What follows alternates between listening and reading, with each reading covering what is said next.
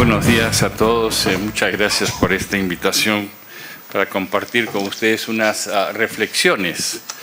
Y la primera reflexión que se me ocurre es que el representante de Vox Populi hizo recuerdo de un autor que ya nadie lee, pero que fue un clásico peruano, que es Ciro Alegría. Y tenía una novela que también fue la más importante que él escribió, que se llamaba El mundo es ancho y ajeno. Y cómo que hemos cambiado, porque hoy nadie podría decir el mundo es ancho y ajeno. El mundo es cada vez más chico y cada vez más propio, es decir, nos apoderamos de él a través de todos estos instrumentos de comunicación que tenemos en estos momentos a nuestra disposición. Y hago esta reflexión porque quizás lo más importante de esto que ha señalado el representante de Ferrovial es este proceso de acumulación y desarrollo que hemos tenido consecutivamente durante estos casi 20 años, es producto justamente de una opción de inserción internacional. Es producto justamente de haber optado por una economía abierta, un comercio libre y negociar con nuestros principales socios los términos de esa relación. Se mencionó acá que estuve participando en la aprobación, no en la negociación que fue hecha por el gobierno anterior, del acuerdo de libre comercio con los Estados Unidos. Pero no fue ese el único acuerdo. Más difícil y complicado terminó siendo el acuerdo que tenemos con la Unión Europea, y que es el marco que regula las relaciones económicas y comerciales que tenemos con España. Porque ese fue un acuerdo que nos sirvió no solo para el propósito de tener un marco legal permanente con la Unión Europea, sino también para dar origen a lo que después fue la Alianza del Pacífico. Me explico. Nosotros teníamos con la Unión Europea un acuerdo de preferencias. Un acuerdo de preferencias, por su naturaleza, es unilateral y por su naturaleza también es acotado, no es amplio. Uno recibe lo que quieren dar los otros, el país rico, el país grande o el conjunto de países al país pequeño. Un acuerdo de libre comercio es un acuerdo entre iguales, aunque no seamos del todo iguales, en donde hay dos cosas que no funcionan en el otro acuerdo. Primero, que es todo el universo. No es lo que nos quieren dar. Es todo el universo que está en juego. O sea, que se abre el comercio. Pero además es sine die. A diferencia de los acuerdos de preferencia que tienen un plazo. Por consiguiente, los agentes económicos saben que tienen un mercado abierto sine die. Pueden hacer las inversiones que requieran en función de ese instrumento. Pero hay algo más que es bien importante. Y es que establece reglas que van a servir para todo el conjunto de la relación económica y comercial. Nos evitamos esa tentación que hemos tenido y que ha aparecido ahora en países desarrollados. A veces uno piensa que los latinoamericanos nos adelantamos, fuimos los reyes del populismo, pero ya como que lo hemos abandonado casi todos. Hay algunos resabios por ahí, pero en fin. Decía yo pues que sirve para establecer reglas que van a perdurar y que van a evitar esos bandazos de política que cada vez que llegase un nuevo gobierno ensayamos un nuevo modelo económico. Eso se acabó a partir de estos acuerdos. Pero a partir del acuerdo con la Unión Europea, también demostramos una cosa que era bien importante, que es que para hacer integración hay que tener afinidades, compartir valores, compartir criterios, saber que estamos todos con un animus societatis, como dicen los abogados, que compartimos. ¿Por qué digo esto? Porque el acuerdo con la Unión Europea fue originalmente pensado entre la comunidad andina, los 4 países de la comunidad andina, porque Venezuela ya se había salido, y la Unión Europea. Y habían 2 países, Ecuador y Bolivia que no deseaban ese acuerdo. Entonces hubo que renegociar los términos para que pudiese ser un acuerdo con los que sí queríamos tener acuerdo. Y ahí descubrimos entonces que un proceso de integración es un proceso de no solo de discurso político, del cual hemos tenido en abundancia siempre, sino de afinidades, de compartir criterios y de compartir filosofías. Eso hizo que optáramos por la Alianza del Pacífico. Eso hizo que nuestra opción fuera por países que tuviéramos afinidad. La integración en América Latina siempre estuvo marcada por una mezcla de criterios de vecindad y criterios políticos. El criterio político por excelencia era el discurso. Nuestros padres fundadores nos habían dicho que teníamos que unirnos, y ahí estaba el mensaje de Bolívar. Pero además, el criterio era ese: somos vecinos, tenemos que unirnos. La Alianza del Pacífico es en ese sentido un salto cualitativo, porque no nos aferramos a los criterios tradicionales para hacer la integración, sino buscamos los criterios más modernos, que es la afinidad. Por eso es que tiene presente y tiene futuro. Por eso es que tiene el dinamismo que tiene ahora y que estamos seguros que se va a proyectar. A partir de eso, podemos entender lo que ha pasado en el Perú. Hizo una opción y esa opción fue una opción correcta. Veníamos de experiencias y de populismo podemos dar lecciones. Lecciones de lo que hicimos y lecciones sobre todo de nuestros fracasos. Y creo que los peruanos hemos sido suficientemente inteligentes para haber aprendido nuestros fracasos. Y cualquiera de ustedes que haya ido por el Perú últimamente podrá comprobar lo que yo les digo. La idea de un bandazo populista no está en la mente de la gente. Y no digo de los líderes políticos o los líderes de la opinión. Lo digo básicamente por la gente común y corriente, el hombre de la calle. Hemos pasado por experiencias tan frustrantes, donde hemos tenido un Estado tan grande, tan intervencionista, tan populista, tan distributivo y que terminaba quebrado siempre, que hoy día a nadie en su sano juicio se le ocurre que esa pueda ser una opción. Si uno ve el panorama político del Perú, entenderá claramente esto. Hubo varias opciones el año 2016. Estaba Kuczynski, está la señora Fujimori, y habían otros menores, el partido tradicionalmente del APRA con Alan García y asociado con el Partido Popular Cristiano, viejo partido de Belaúnde, etc. Y había una izquierda. Bueno, la izquierda que recusaba el modelo representaba 20%, el 80% estaba en favor del modelo. En otras palabras, podemos discutir ciertas cosas, ciertos instrumentos, ciertas políticas, pero los fundamentos del modelo no se discuten.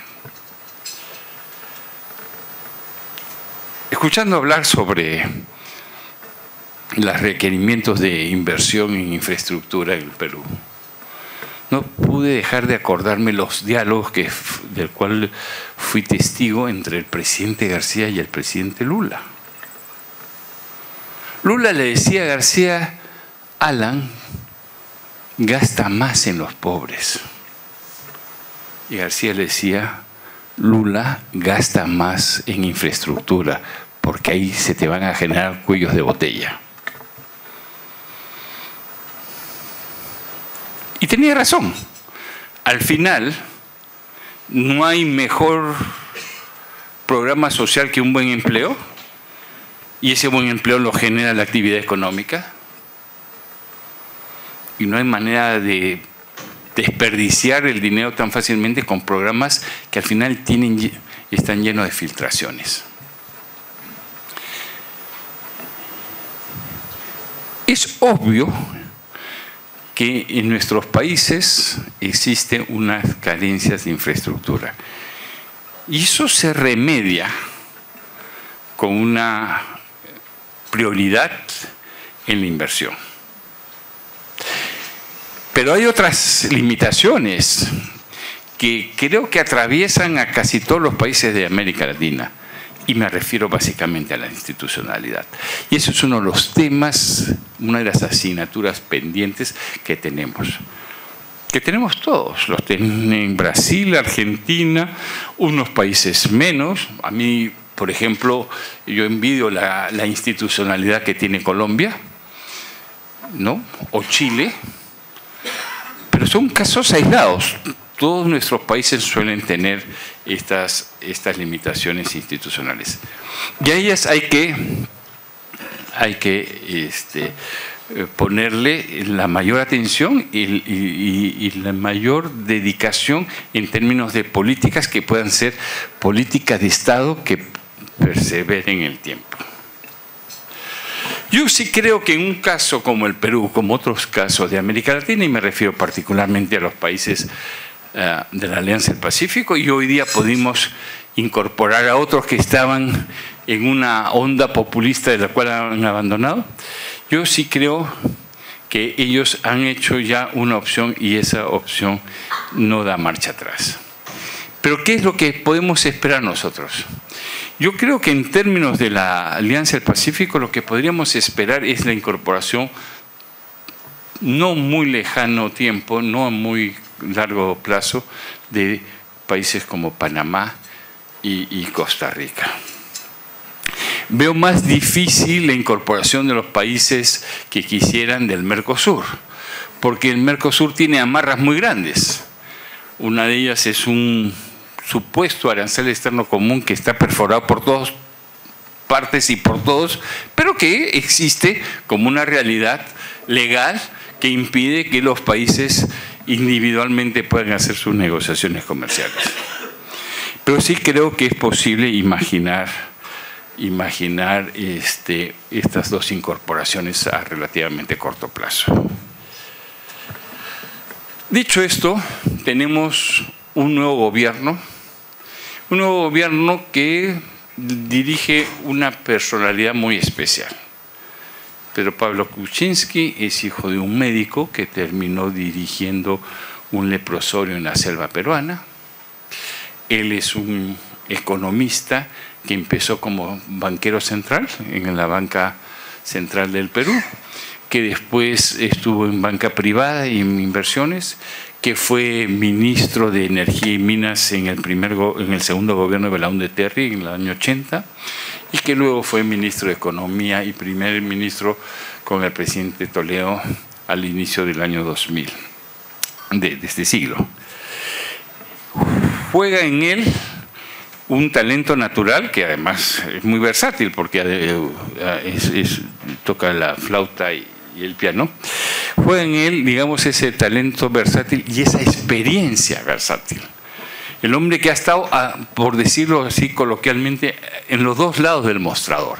Ha estado en el sector privado donde ha sido exitoso y ha estado en el sector público donde evidentemente ha sido exitoso. Ha llegado a la presidencia de la República.